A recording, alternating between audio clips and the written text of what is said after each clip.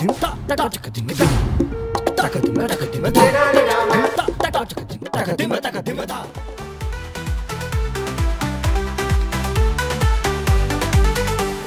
बारका राजू को नमस्कार मु राजा ने जय जयकार। राजा बारका राजू को नमस्कार मु राजा ने जय जयकार। राजा ने जय जयकार।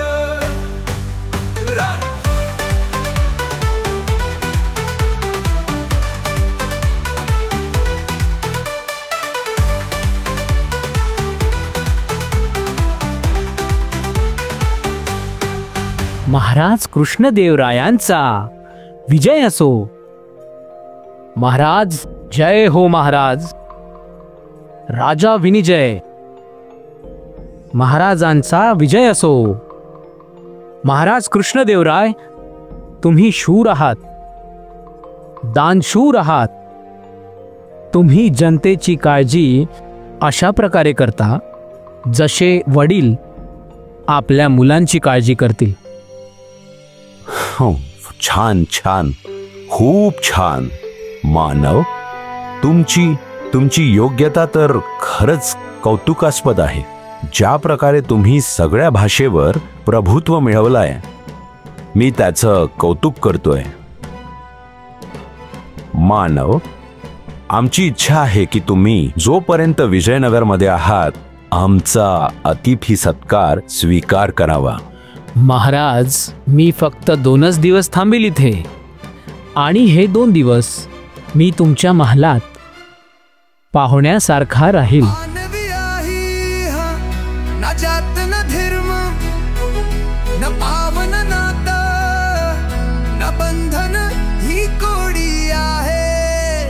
रसको अज्ञात आहे, कथा अनामिक आहे, कोणीच ओळखत नाही, ही अनोळखी गोष्ट आहे। मानव आहे हा। महाराज, मी ऐकलंय की या श्रीमान मानवांनी एक दावा केलेला आहे की कुठल्या राज्यात जर कोणी हे सांगेल की यांची मातृभाषा कोणती आहे तर हे मानून जातील की तेथील राज दरबारातील दरबारी खूप हुशार आहेत। अच्छा, इतका विश्वास आहे तुम्हाला तुमच्या भाषेवर? तर महाराज, इथून गेल्यानंतर विजयनगर बद्दल लोक काय विचार करतील तुम्ही समजू शकता महाराज? नाही, असं नाही होऊ शकत।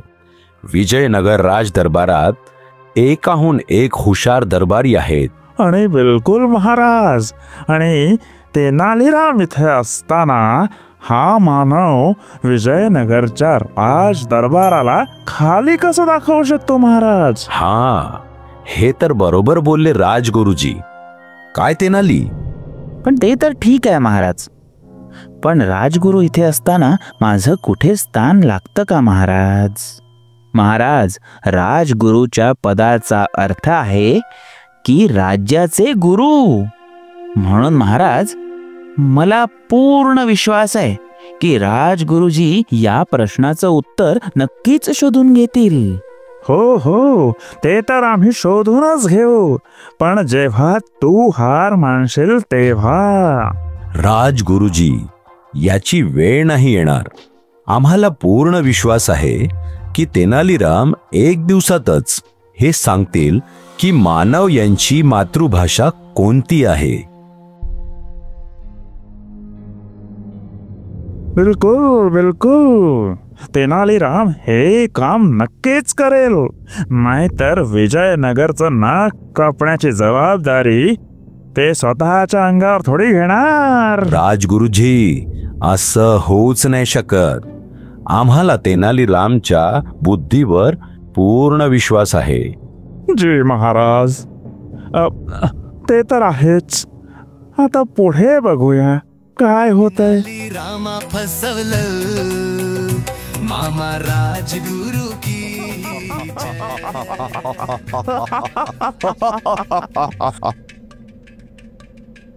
वा राजगुरुजी, काय शक्कल लढवली आहे तुम्ही. खरंच कमाल केली तुम्ही.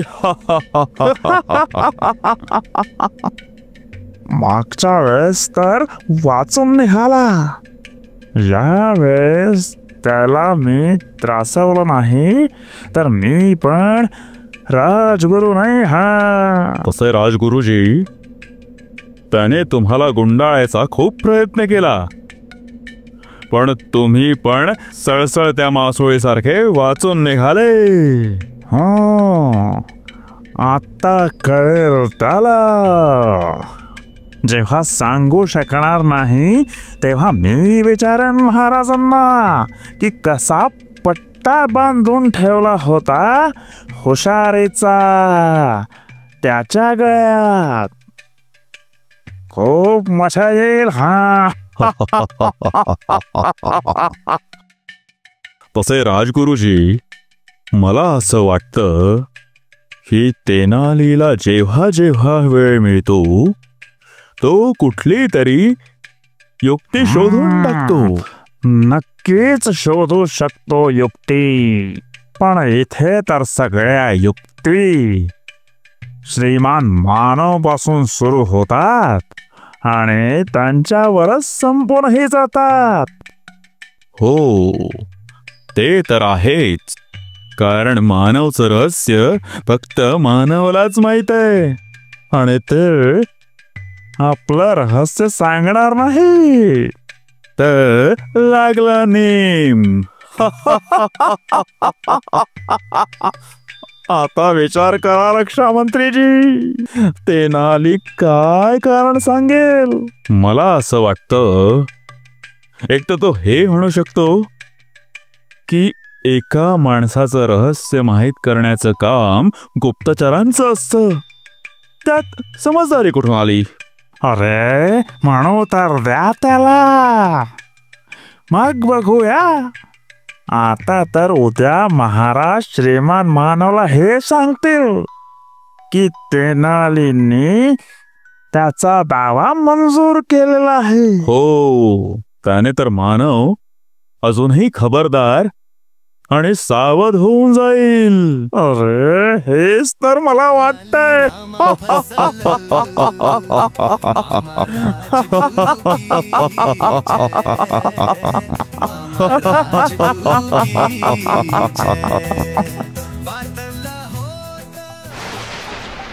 या वेळेस तर मामांनी चांगलंच अडकवलं तुम्हाला. प्रश्न एका व्यक्तीचा आहे. त्याचाच तर प्रश्न आहे आणि त्याच्याच जवळ उत्तरही आहे. तर मग या वेळेस यशस्वी होणं कठीण आहे. गल्लीपाडूच्या तेनाली गावात राहणं सोपं होतं का? राज दरबारात जाऊन बक्षीस मिळवणं सोपं होतं का? आणि मग राजगुरूंच्या षडयंत्रातून पुन्हा राज दरबारात स्थान मिळवणं सोपं होतं का? अरे, तुम्हाला तर वाईट वाटलं. वाईट नाही वाटलं, खरं सांगितलं. वेळ गेल्यानंतर माणूस कठीण कामाला सोपं समजू लागतो. हो, या आधी तर राज दरबारामध्ये पद मिळवणं एक स्वप्नच होतं. बिलकुल अशक्य वाटायचं.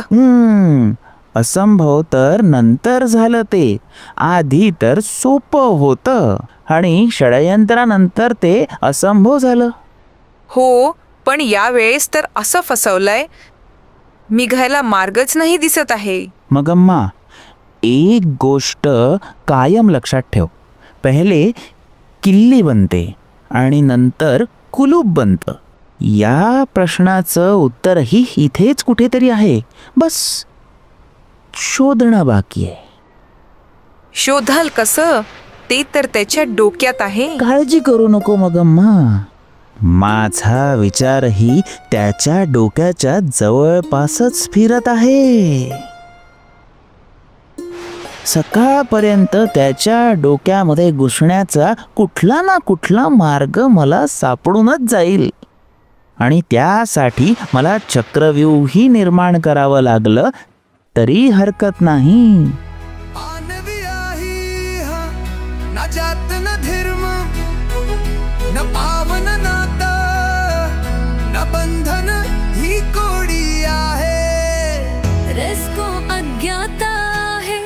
कथा अनामिक आहे, कोणीच ओळखत नाही. ही अनोळखी गोष्ट आहे, मानव आहे हा,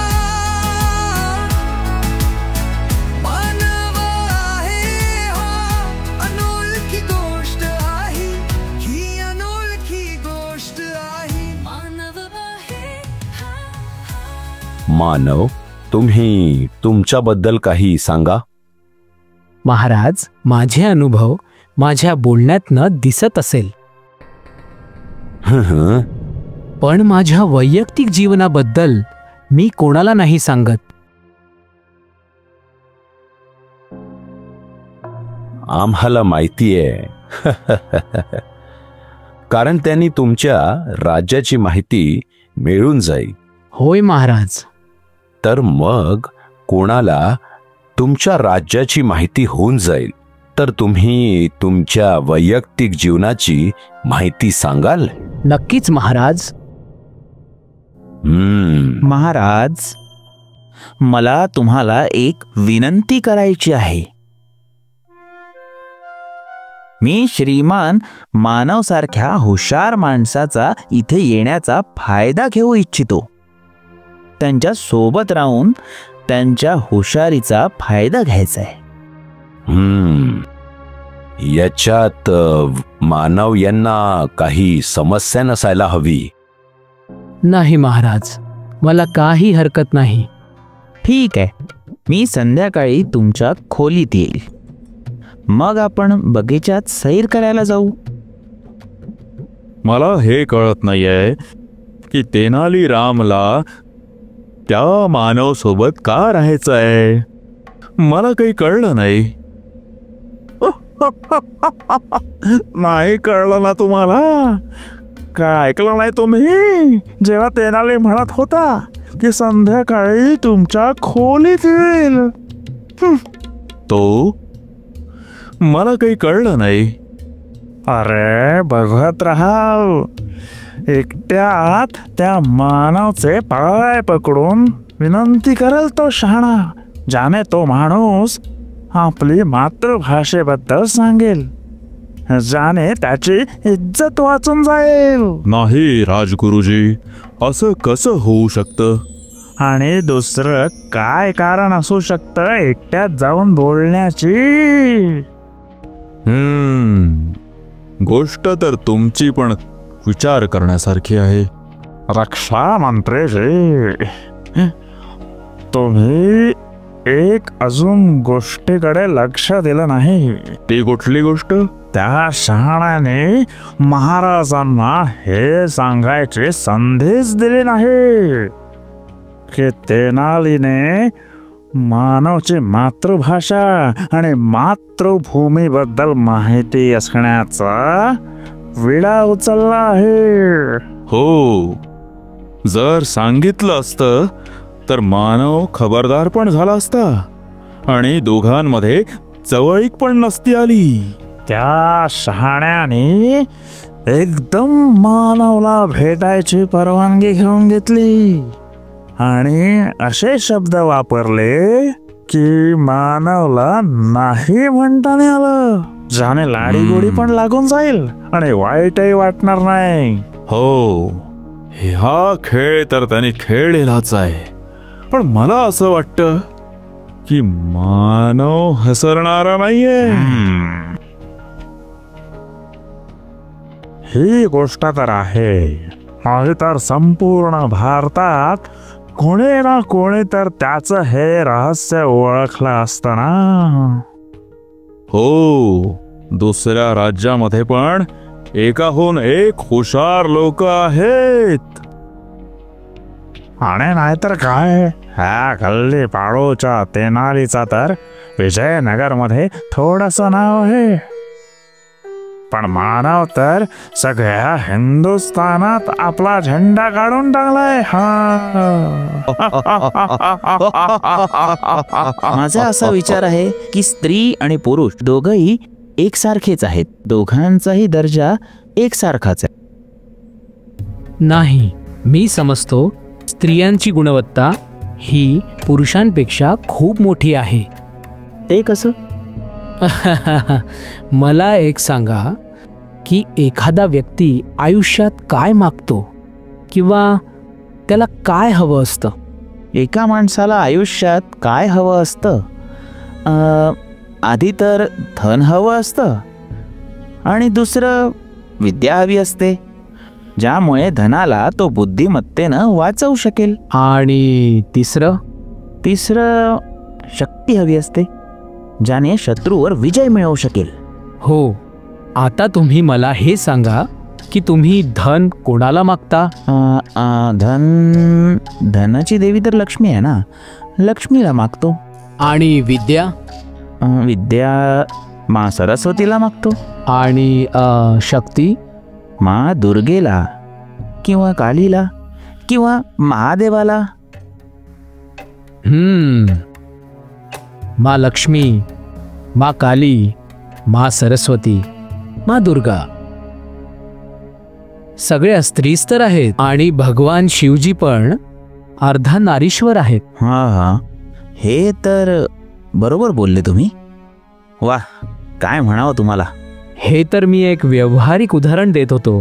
प्रत्यक्षात स्त्री पुरुषांपेक्षा यासाठी वर आहे कारण देवानी तिच्यात करुणा, दया, सहनशक्तीला न्याय द्यायची भावना पुरुषपेक्षा खूप जास्त भरली आहे आणि ती पुरुषाला जन्म देण्याची ताकद पण ठेवते. आणि म्हणून पृथ्वीला आपण आई म्हणतो आणि आई नेहमी मोठी असते.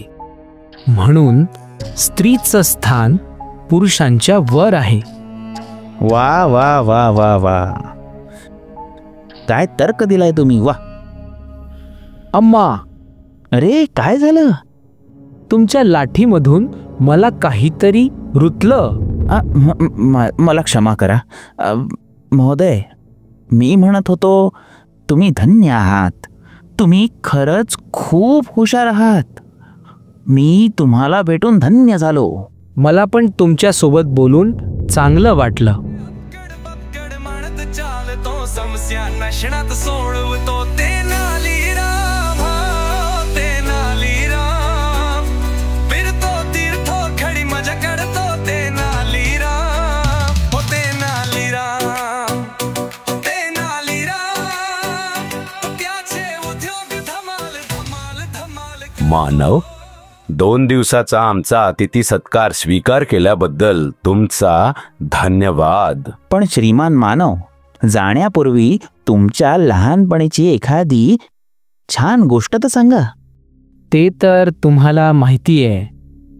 तुम्हाला आमचं जन्मगाव सांगावं लागेल. ते तर मी तुम्हाला सांगायला तयार आहे.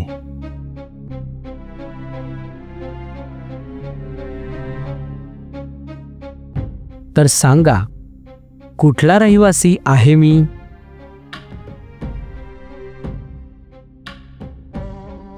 तमिळ.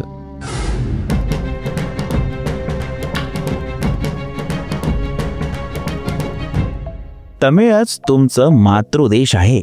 अरे, तुम्ही कसं ओळखलं? बस, हे मी सांगू नाही शकत.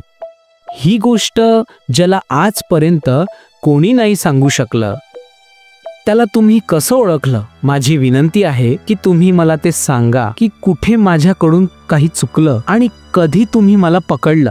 श्रीमान मानव, तुम्हाला आठवतंय काल फिरता फिरता तुमच्या पायात एक काटा रुतला होता? हो, आठवलं. तो मी मुद्दाम टोचला होता. जाणून बुजून रुतवलं? पण का? हे जाणून घ्यायला की काटा रुतल्यानंतर तुमच्या मुखातून पहिला शब्द कुठला निघेल. आठवतंय तुम्ही काय म्हटलं होतं? हा, हो, आम्हाला लक्षात आहे. आम्ही म्हटलं अम्मा. तुम्ही आम्हाला काटा रुतवून पकडलं. मागील 30 वर्षात जे कोणी नाही करू शकलं आणि ओळखू शकलं त्याला तुम्ही ओळखलं. खरे दानिशमंद तर तुम्ही आहात. एक अशरफींनी भरलेलं थाळ तेनाली रामला भेट म्हणून देण्यात यावं. म्हणत चालतो समस्या नशणात सोडवतो ते नाली राम, ते नाली राम. फिरतो तीर्थो खडी मजा करतो ते नाली